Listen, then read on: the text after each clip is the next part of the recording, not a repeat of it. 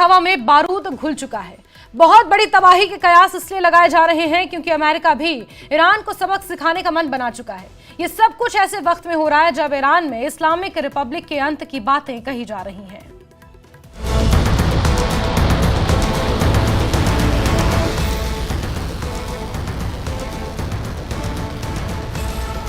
पश्चिम Asia में तनाव की जबरदस्त सुनामी उछली।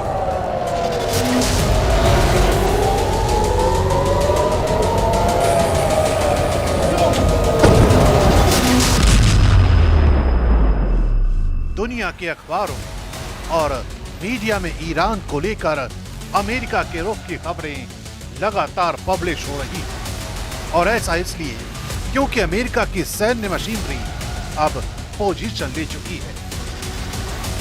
CNN की रिपोर्ट के मुताबिक पश्चिम एशिया में 30 से ज्यादा एयर रिफ्यूलिंग टैंकर तैनात किए जा चुके हैं, जिनका मकसद है इजरायली फाइटर जेट्स को हवा में ही ईंधन देकर उन्हें ईरानी टारगेट्स तक पहुंचाना। इसी तरह अल अरेबिया इंग्लिश की रिपोर्ट बताती है कि अब अमेरिका अपने फाइटर स्क्वाड्रन को भी भेज रहा है। खबर तो ये भी है कि पेंटागन चीफ ने प्रेसिडेंट डोनाल्ड ट्रंप को वॉर ऑप्शन की पूरी रेंज सौंप दी है।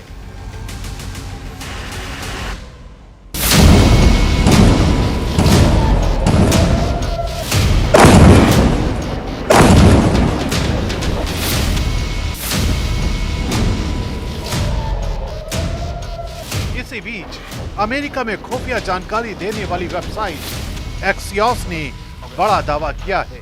इस दावे के मुताबिक इजरायली प्रधानमंत्री नेतन्याहू का मानना है कि अमेरिका कुछ ही दिनों में इस युद्ध में औपचारिक रूप से शामिल हो जाएगा।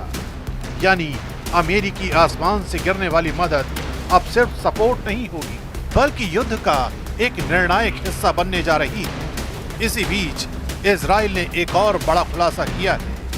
N12 न्यूज के मुताबिक ईरान के पास अभी भी 1800 मिसाइलें बची हुई हैं। मतलब ये कि अब तक जो देखा गया वो सिर्फ शुरुआत थी। ईरान की जवाबी क्षमताएं अभी भी मजबूत हैं और उसकी बैलिस्टिक पावर बरकरार है। लेकिन इसी बीच किंग ऑफ ईरान की तरफ से मौजूदा इस्लामिक रिपब्लिक के पतन की भविष्यवाणी कर दी गई है। همیهنانه جمهوری اسلامی به پایان خود رسیده و در حال سقوط است.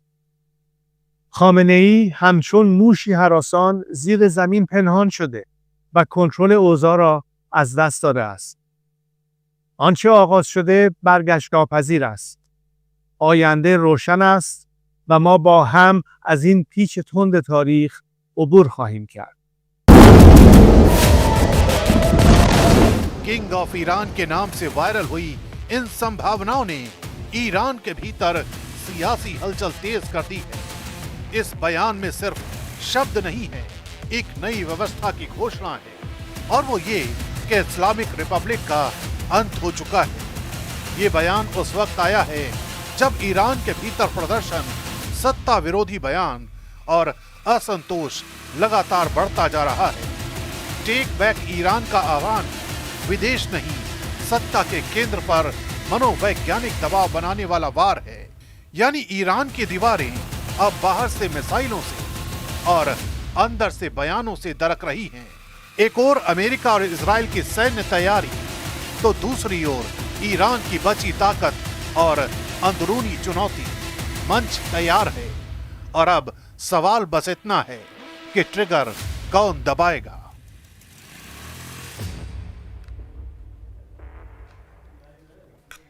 ईरान और